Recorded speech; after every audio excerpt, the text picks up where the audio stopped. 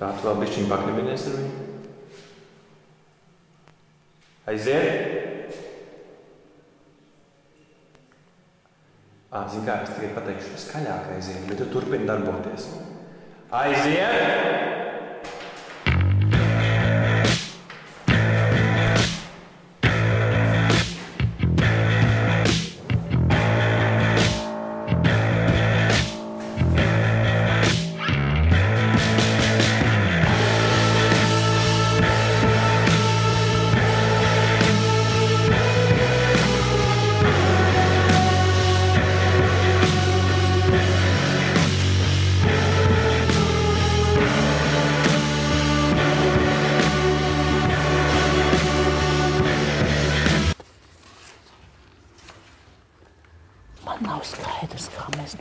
Līdz tam lomām.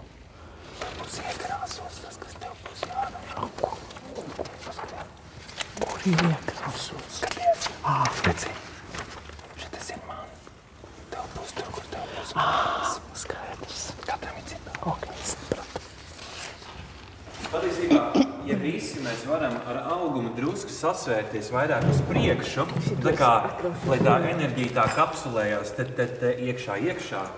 Un mēs lasām, mēs liekam iekšā ekspresiju, mēs drīkstam pārspēlēt, cik gribam, jo mēs neesam aktieri. Nu tā drosmēs. Kā pulciņi ieslīdēs iekšā. Tā. Nu tad par muzeju vēsturi.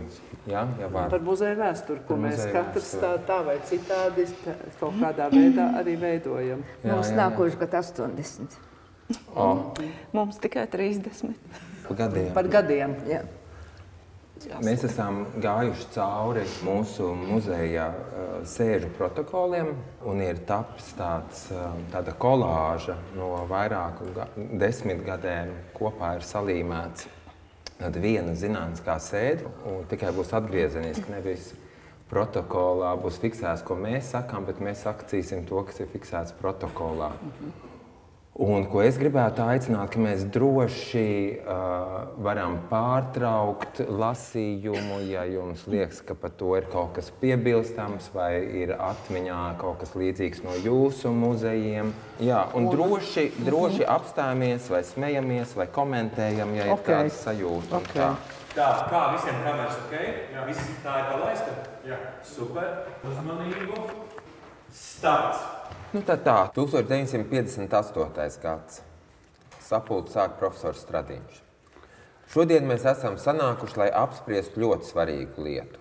Proti, lai apspriestu jautājumu, kā sākt medicīnas vēstures muzeja lietas iekārtošanu.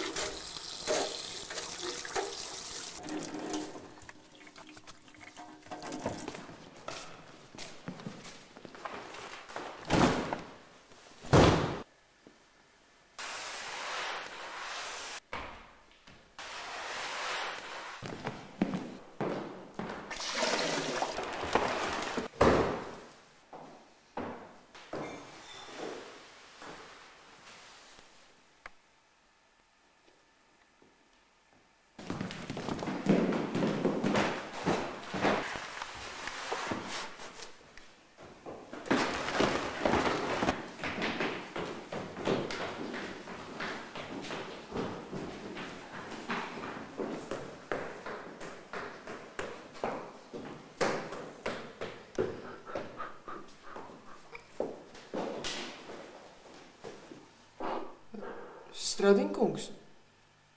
Nu, Pauls Stradiņš. Es domāju, ka tā jau ir no mums jau tik tāla personība jau. Nu, un viņš ir, kā saka, sākums šim muzejam. Es domāju, ka jāspēlē neitrāli, pieeja jau gan varbūt ļoti dažādi. Atturīgi neitrāli attieksmi ievērojot.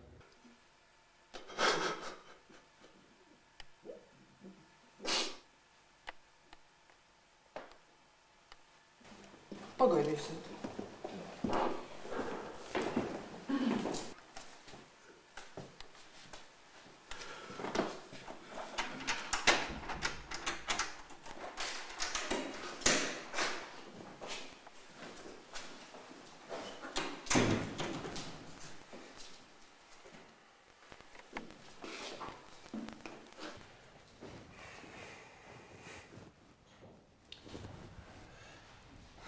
Šodien esam sapulcējušies, lai apspriestu ļoti svarīgu lietu.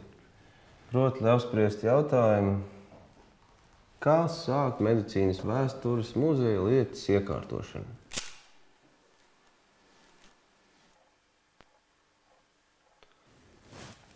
Pirmais stāsts būs pagrabā. Tur ekspozīcija ies sākot no dzīvības rašanās līdz cilvēku izcelšanās laikam. Šāmaņu nodaļa arī būs šajā pašā stāvā.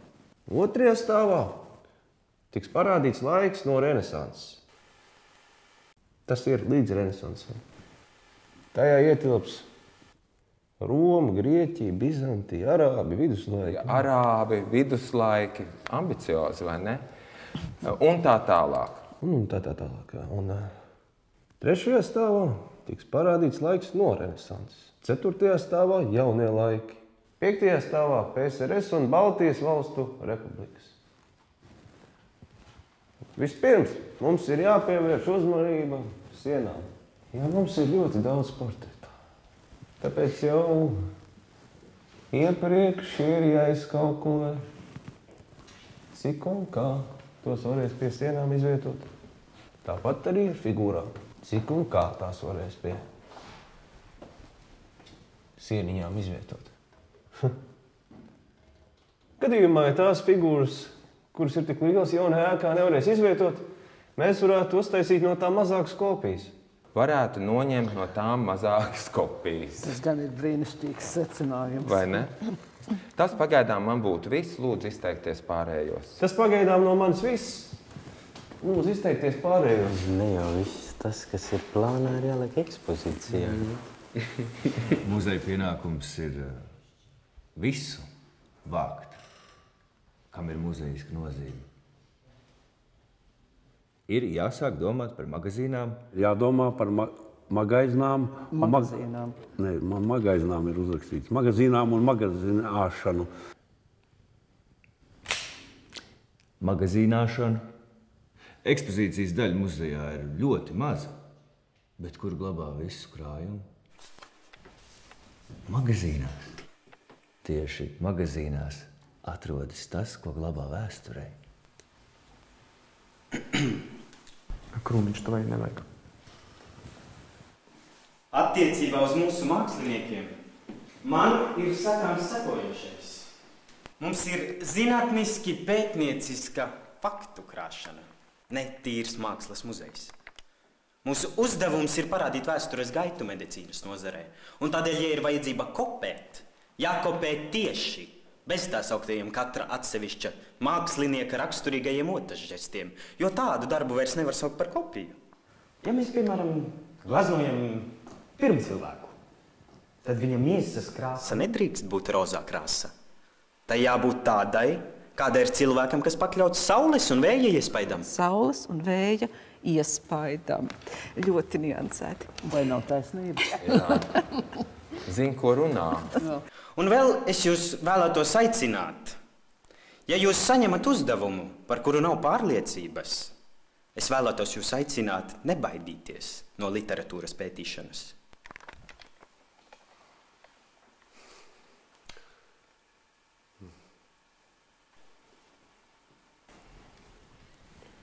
Attiecībā uz jauno ēku remonts iet ļoti lēnāms priekšu, un līdz šī gada 15. jūlijam ēka nebūs gatava. Taču, kas attiecas uz telpu iekārtošanu un sienu apdari, un ko mēs darīsim ar grīdām? Ar ko mēs tās noklāsim? Cements, linolejs, flīzes. Tāpat jau ir laiks jāsāk domāt par to, kurus eksponātus atstāsim šeit un kurus vedīsim uz jauno ēku.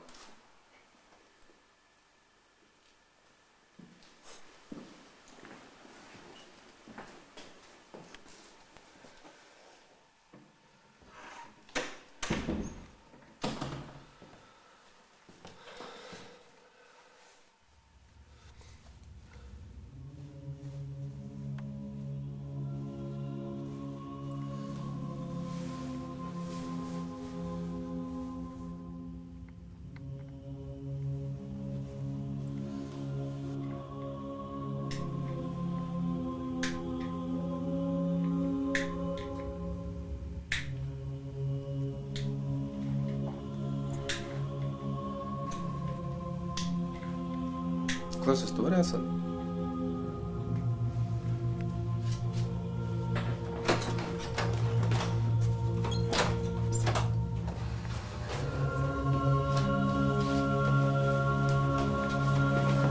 Atklājot sēdi, aicinu godināt profesoru Paulu Stradiņa piemiņu ar piecelšanos un klusumu brīdi.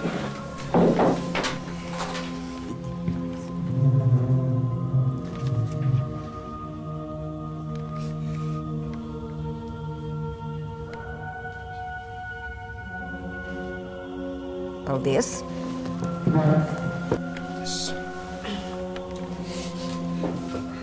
Sēdi turpinot, dod vārdu biedram Krūmiņam ziņojumam par muzeja remontu stāvokli. Līdz šim profesors Stradiņš bija vācis un krājis, bet sistematizāciju un zinātnisko aprakstu nepaspēja veikt, jo viņš visu to vēlējās darīt personīgi. Ja viņam kāds par to aizrādīja, viņš tikai aizrunājās ar parasto... Krūmiņ, mēs varam vēlāk. Pilnīgi skaidrs, ka tas tā palikt nevarēja, tāpēc mēs izstrādājām plānu. Visu rūpīgi sadalot pa laikmetiem un medicīnas jautājumiem, tas ir sistematizēts. Man arī liekas ritīgi interesanti, ka knapi ir profesors apglabāts, ka kritizē? Ka uzreiz sāk to kritiku par to nesistemātiskumu un par to vākšanu. Ir mums ļoti daudz eksponātu un fonda materiālu, bet trūkumi arī ir lieli. Muzeja darbinieku kolektīvs ir ļoti spēcīgs, pieredzes bagāts, ar plašām zināšanām savās nozarēs, bet tas nenozīmē, ka viņiem jāzina viss. Vari beigt. Kas ir lietuvietis? Lietuvietis ir ārsts, MVM galvenais krājuma glabātājs. 60. gadā tiek notiesāts par nelegālu abortu veikšanu savā dzīvoklī. Jēzus Marija. Kas attiecas uz muzeja noformēšanu un atsevišķiem eksponātiem, par to mums galvas nesāp. Kā muzeju noformēt, varam vēl citus pamācīt. Bet nu, nāks tas galvenais. Kāpēc mums nepieciešama zinātniskā konsultācija? Pieņemsim, ka mums jāparāda acs slimība. Esmu pats universitāti beidzis kā biologs un akadēmiju kā mākslinieks. Es ļoti labi zinu, kas ir acs un kā viņu maziņu vai lielu pagatavot. Zinu arī par visādām acu slimībām un varētu to visu uzskatāmi parādīt. Bet kas medicīnā ir raksturīgākais šajā jautājumā? Ko teiks acu speciālists? Kā vislabāk acī varēs saredzēt vainu? No priekšas, saniem, griezumā? Redziet. Tagad man ir vajadzīga speciālista konsultācija. Un es galvoju, otru tādu muzeju kā mūsu būs grūti atrast. Nu, jā. Jā, ļoti daudz glaznu rāmi ir bojāti. Iestiklotām bildēm stiklas aptīsuši. Un nu te ir jāatzīmē viens, par cik tā bija profesora Stradiņa privāta kolekcija. Tad glaznas bija iestiklotas tādos rāmjos, kādi profesoram bija pieejami. Bet kas piedienīgs privāta kolekcijai nedara valsts iestādē muzejām. Un šis secinājums ir ļoti pamatots un pareizs. Jā, drīkst noklausoties visu tikko sacīto. Varētu rasties bailes, ka mēs esam kaut kādā bezcerīgā situācijā. Bet mēs taču neesam. Neraugoties uz visu slikto, ir ļoti daudz laba. Ļoti daudz. Tiešām, piemēram, par Mezopotāmiju. Jā, mums ir ļoti maz materiāla. Kaut par Mezopotāmiju mums ir maz materiāla. Tomēr tā ir pietiekama, lai parādītu. Un tas pats sakāms arī par aizvēsturisko higiēnu. Un vispār jaunajā ēkā tik pārmērīgi daudz telpu nemaz nebūs. Un es domāju, šos te pieminētos robus jau diezgan viegli var piepildīt. Ja drīkst piebilst, pie glaznu apskates tika arī konstatēts, ka muzejā atrodas arī ļoti labi darbi. Piemēram, profesora Tilberga pārī par 100 portretu. kā arī citi labi darbi, piemēram, Caunes, Strautumanis. Par šiem portretiem interesēsies tikai mediķi. Citu profesiju pārstāvjiem portretu izstāde nedos nekādu iespēju par medicīnu un tās attīstības gaitu. Pats galvenais jautājums ir, kad varēs atvērt muzeju?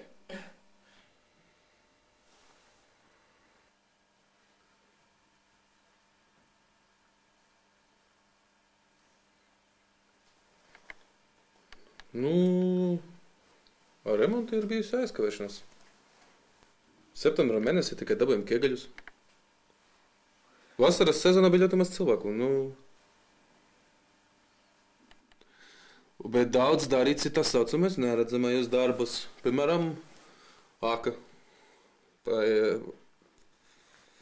Elektrības vadi, kas ir liels pamatkapitāls. Galvenās apkures, skurstenis.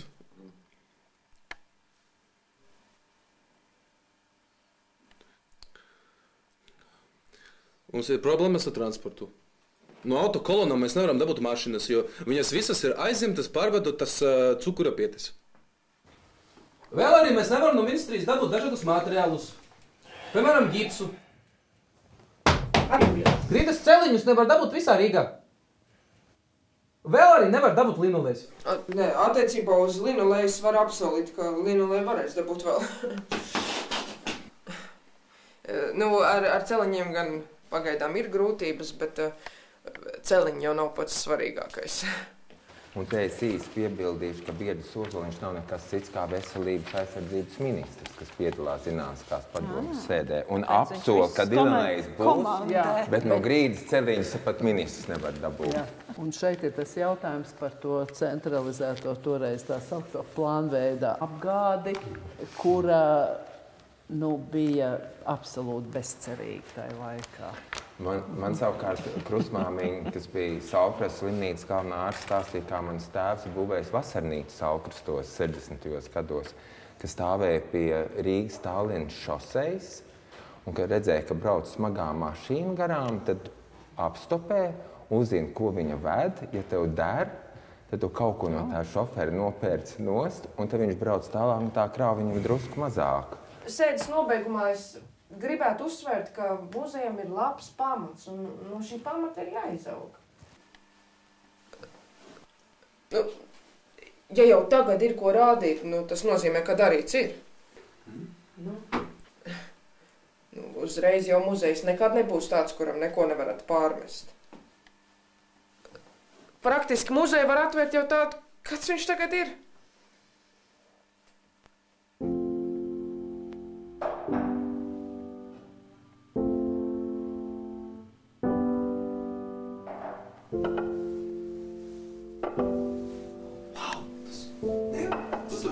Droši bildi. Man šitā papiņš atradā, viņš man no Peterburgas. Pirms viņš aizgāja. Tu tiešām zārīji? Nē. Ei, man tik dērt fotografēt. Nē, tas pats. Tā ļoti labi izskatās. Smaidīt, nesmaidīt? Pasmējūt. Nē, vien nopietni, pēc tam pasmējāt. Jā. Krasīvi. Viņš tad darīt, jā, Krievijā. Strautu vēl gaidām? Nē. Aicinu sākt ar apspriedi par muzejā paveikto. Uzcelti 2 aptieku stendi viduslaikos un 18. gadsimtā, pabeigta viduslaiku pilsēta, pa daļai iesākta piebūves celtne un saņemtas ļoti daudz retas grāmatas. Un viena slimniece, kas ārstējusies pie profesora Stradiņa, muzejam uzdāvinājusi palmu, ko pati uzaudzējusi 70 gados. Šamoja! Palmai būs sava vieta ekspozīcijā. Cik skaists personisks piesitiens. Citu arī mēs esam piedzīvojuši to, ka mums ir piedāvāts dāvināt palmas, jo tad, kad tās palmas aug dzīvoklī, vai no griezti kļūst par zemiem, viņiem tās palmas nav kur likt vairāk. Ja? Diemžēl Mākslas muzejam ir bijusi vienmēr neiedomājami spēja nobeigt jebkuru dzīvo radību. Pagaidi, Krums, pagaidi. Pasveidi, Krums, tevi.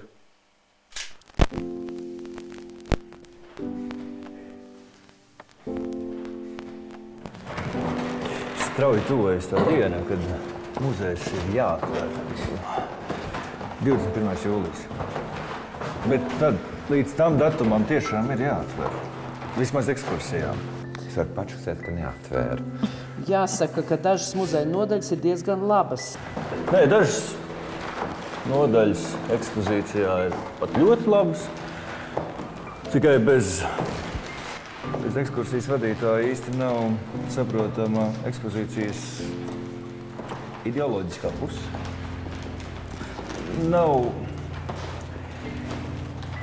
Ekspozīcija nav parādīta no progresa viedokļa pietiekami.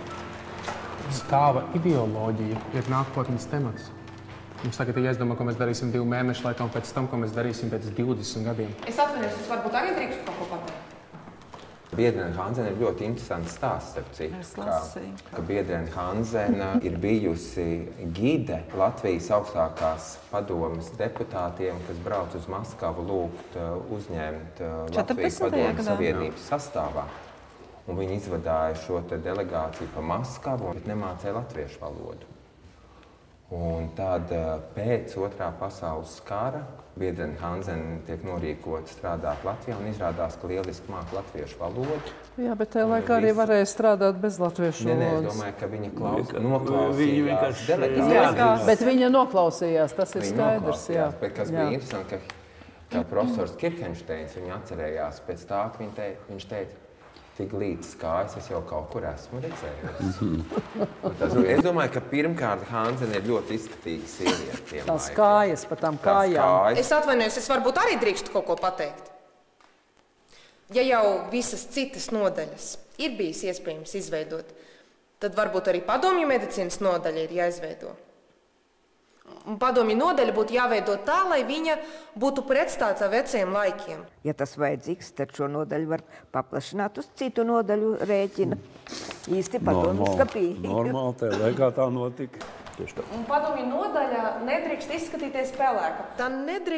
To nedrīkst parādīt atrauti no pārējām nodaļām. Piemēram, ja kādā iepriekšējā cita nodaļā būtu parādītas bērnu slimnīcas, tad padomju nodaļā tajā arī ir jābūt. Un pie tam tā, lai padomju nodaļa būtu pārāka. Lai apmeklētājs to saprastu, kā bija agrāk un kā ir tagad. Tātad ir jābūt gan salīdzinājumam, gan pretstātam. Atvainojiet, es neesmu muzeja darbinieks. Man ir jautājums. Kāda ideja ir muzeja pamatā?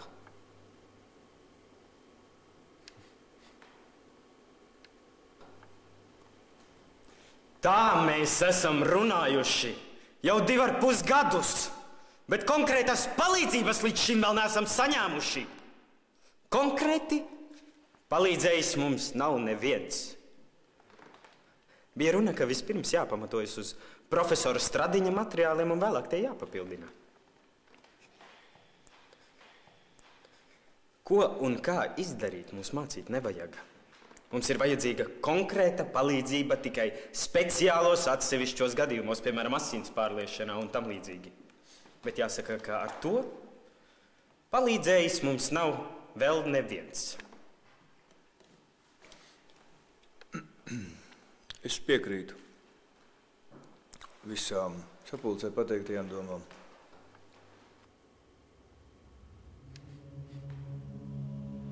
Turpināsim. Ja es atkāpjos atpakaļ pie profesora Stradiņa, tad tur man ir tāda sajūta, ka ar to muzeju tajā padomu laikā viņš tā kā aiziet tajā savā pasaulē, kur viņš var mazliet arī izbēgt no tās pārējās vides. Ja? Tad viņš ar kaut ko aizraujās un viņš to realizē. Tad šis kungs, varbūt Bērziņš, viņš ir Krūmiņš, jā, Bērziņš, jā. Es atvainojos, ka viņš varbūt ir nolēmis realizēt, negluži varbūt Stradiņa ideju, bet tātad viņam ir iespēja varbūt kaut ko izdarīt savādāk. Ja? es nevarētu teikt nomenklatūras cilvēks, bet tāds, kas ieturētu tādu kārtību, ja mēģina iejusties tā direktora lomā.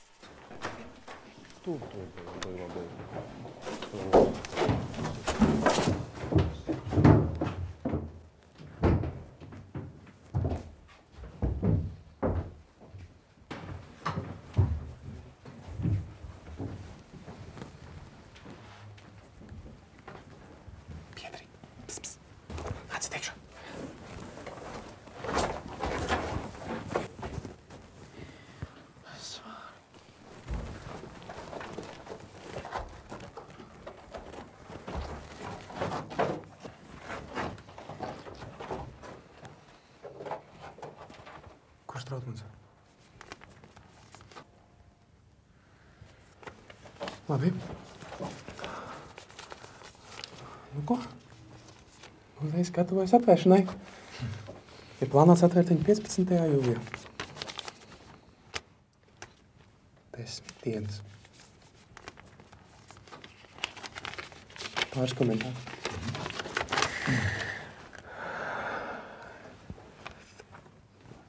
Vēstures nodaļa ir gatava. Viduslaika nodaļa arī ir labi. Drusku vairāk darbs ir jaunajā laika nodaļā, un visvairāk darba, protams, ir padomju nodaļā. Pareizi. Baltijas nodaļu vispār nevarēs atvērt vaļā.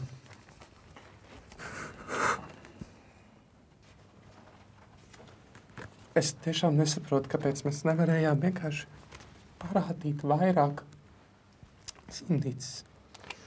Šīs dārgās diorāmas, kurām pilnīgi nekāda sakara ar medicīnas vēsturi. Mums ir ekspozīcija, kuru bagātnieks vai nabaks iet pie ārsta. Aizvēstures nodaļa līdz atvēršanai būs gatava. Tikai šādi tāda sīkuma nebūs. Stikla vitrīnām. Tā. Stikla vitrīnām un tam līdzīgi. Tas tiešām. Stikla vitrīnām priekškām. Tāds kā grīdas celīns. Jā, stikla jau nebija. Viduslaika nodaļa līdz 15. jūlijam būs gatava. Nebūs divnākatu inkvizīcijas stendā un pie astrologa. Jo visus eksponātus laikā nobeigt nav iespējams. Bez vitrīnas stikliem jau. Kā var nobeigt? Jūs kļūdījāties. Jo jauno laiku medicīnas vēstures nodaļa būs kārtībā līdz šī gada 15. jūlijā.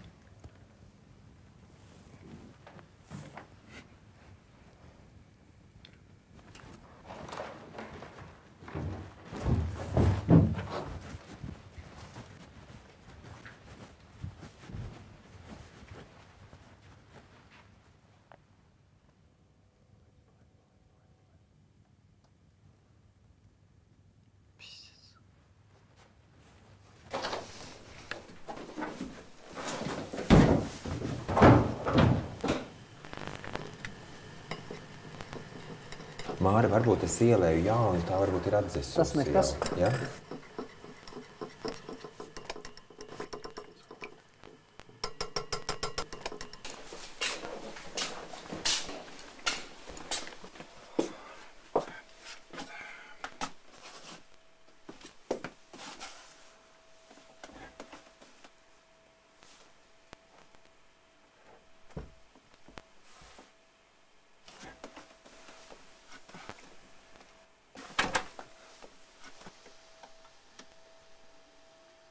Tirpīt.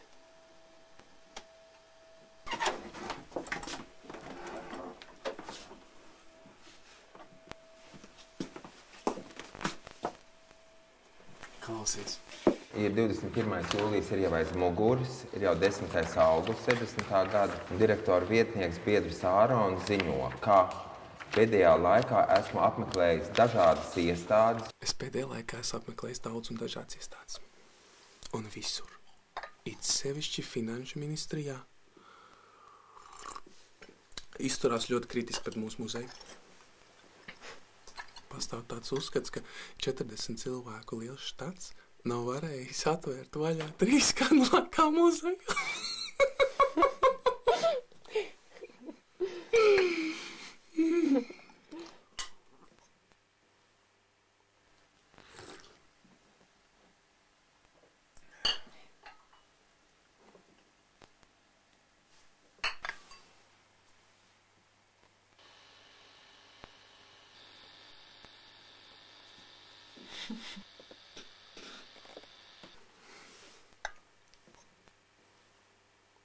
Pati? Jā.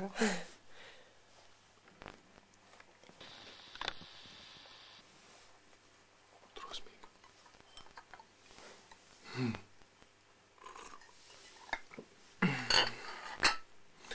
Kā ir ar apakšējām nodaļām? Respektīvi seno laiku, viduslaiku un jauno laiku. Vai ir kārtībā? Jo, ja es pareizi atceros, muzeju vajadzēja attaisīt jūlijā. Jauno laiku medicīnas vēstures nodaļa būtu kārtībā, ja es nebūtu aizgājis 3 nedēļu ilgā atvaļinājumā. Un ja būtu strādājis 2 reizes 8 stundas dienā.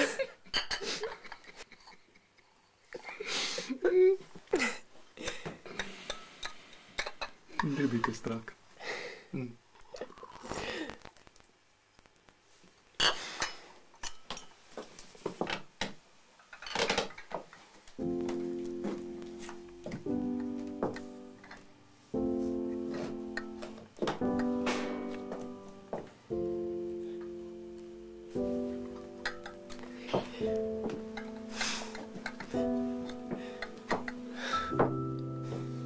Tā lielākā problēma ir, pieņemsim, 7. un 8. gados mums biomehānika bija ārkārtīgi augsta līmeņa traumās, ja?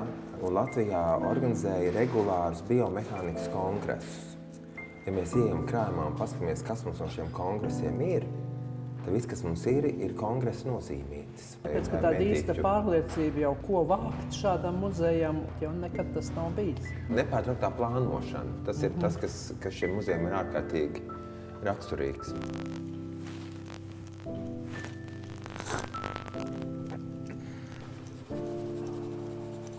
Tā ir jaunā direktora, 72. gads. Ir jauna direktora.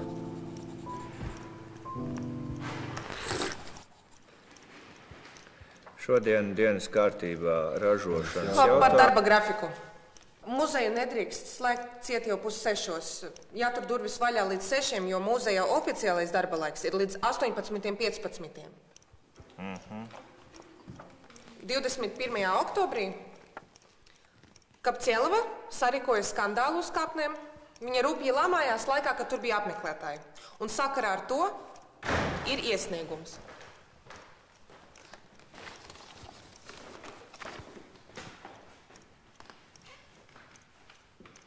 Lasi.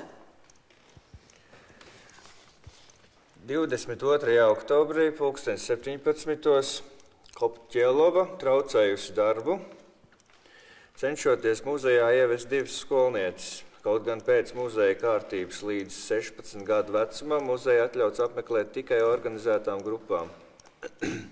Pēc aizrādījuma Kopķielova sākusi kliegt un lamāties, kaut apkārt bijusi publika, ko varot apliecināt citi darbinieki. Muzejā bieži tiek ielaisti mazi bērni, ko dežurantes neredz. Gailē! Mani grūda un pati kliedza. Es kliedzu, un tāpēc, ka balss man tāda ir. Kāpēc jums nebijat sava nodaļa?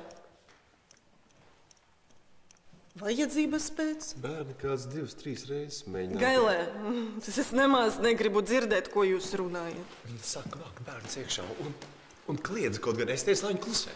Vai nu jāstrādā kā nāks, vai Kopķielava sauks pie atbildības. Tas vispār ir gadījums, kas iziet no uzvedības robežām. Es nemaz negribu dzirdēt, ko jūs runājat. Visu esmu pateikusi, vairāk neko neteikšu.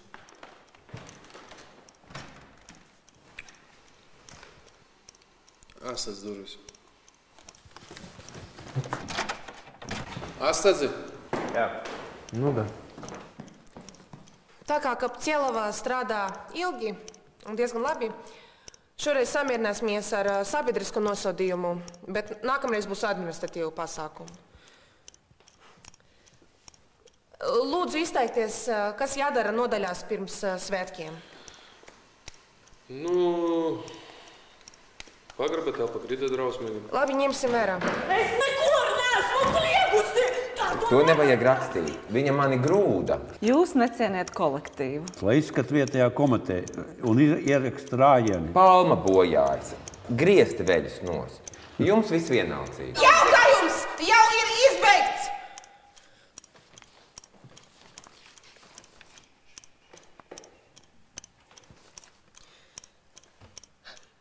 Un tagad izsakiet savas pretenzijas par nodaļu uzkopšanu.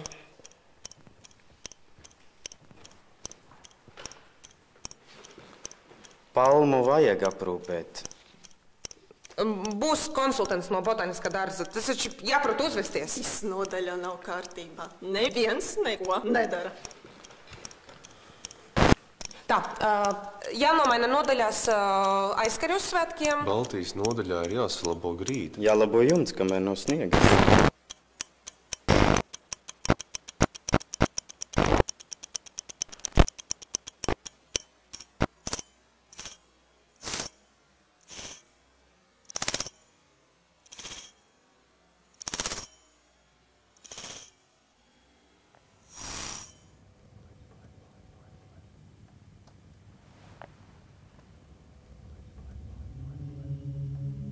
Mums šajā te samērā mazajā mājā ir jāizvieto ļoti plaša ekspozīcija.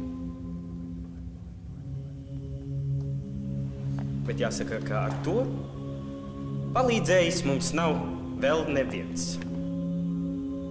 Jo Stradiņš jau dega par šo muzeju, bet Krūmiņš... Nē. Krūmiņam nesanāca beigās. Jautājums ir par to, tas ir ļoti daudz, un man liekas, uz visiem šiem cilvēkiem tas atšķirās uz to, vai es redzu, ka muzejs ir līdzeklis, lai es kļūtu par kaut ko vai kaut ko dabūtu, vai muzejs ir mana sirdslieta, kurā es, teiksim, tur ieliekos iekšā.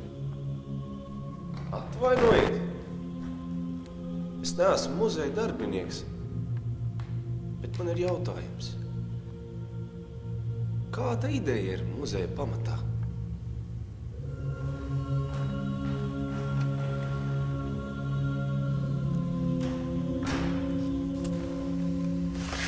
Nu, kā svinam svētkus? 4. novembrī svinīgā sēde 10. Kā ar saviesību pusi? Ja kolektīvs vēlas, var. Vēlas.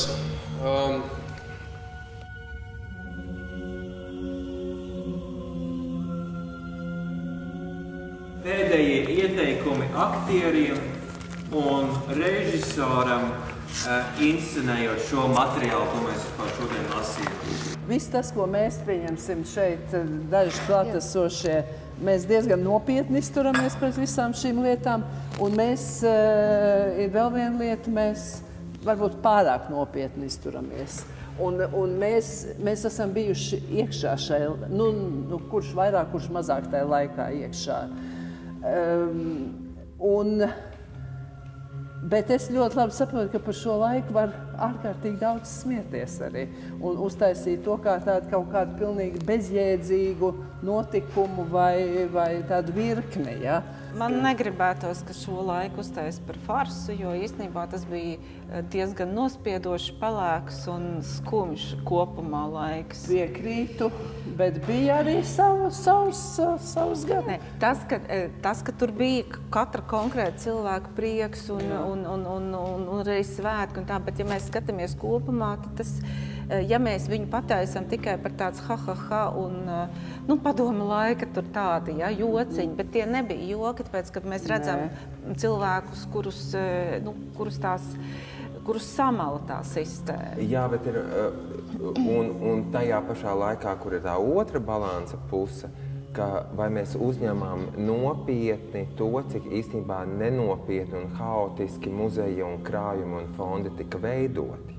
Un ka mēs šobrīd ar viņiem pret ārkārtīgu cieņu mēģinām izturēties, un mēs zinām, cik ārkārtīgi grūti, piemēram, no pamatkrājuma ir lietas izslēgt. kuras tajā pašā laikā ir uzņēmtas ar ārkārtīgi viegli. Bet mēs jau, Kaspar, arī šobrīd tikpat nevar teikt voluntāri, bet tikpat viegli, teiksim, it kā ar vieglu roku tika taisīts medicīnas vēstures muzejs uz vienas privātas kolekcijas bāzes. Ja? Tātad tika pieņemts lēmums, ka šāda institūcija ir vajadzīga. Tikpat viegli šobrīd top vēl daudz citi muzeji arī. Jā. Ar tādu pašu vieglumu arī. Un arī bez kaut kāda pamatojuma. Un tāpēc man liekas, ka ir nopietni jātiesās pret to, ka šie protokoli parāda, zināmā mērā, mūsu muzeju vides DNS kaut kādā mērā, kurš ir jāapzinās, lai kaut kur, ja vēlās kaut ko mainīt institucionāli vai struktūrāli, tad jāsaprot, no kurienes mēs nākam. No otras puses, man liekas, ja mēs runājam tieši par jaunajiem aktieriem vai tam līdzīgi, droši vien ir jēga mēģināt iztēloties, cik ārkārtīgi dažādi cilvēki sēdē pie tā viena tā paša galda. Ja? Tāda ir Hanzena, kas ir uzaugusi 20. 30. gadu padomju Krievijā, kura ir izdzīvojusi, tā sakot, vai viņas vecāki ir izdzīvojuši Staļina tīrīšanas, piemēram, kur latvieši tika Krievijā vienkārši likvidēti. Tad tev ir mākslinieki, kuri zaudējuši jebkādu klientūru, kas viņus kādreiz ir uzturējušas pie dzīvības un kuri tagad velk to savu dzīvi, pateicoties tam, ka profesors Stradiņš viņiem dod privātus pasūtījumus. Ja? Tur ir Frontovicas, ja? Kas ir atbraukušas, kas ir bijušas snaiperis sanitāris un tagad strādā muzejā kā medicīnas vēstures eksperti. Noteikti bija. Ja? Cik ideoloģiski un cik dažādas personiskās vēstures ir savedušas šos cilvēkus kopā un ka viņi par to arī pat nevar runāt.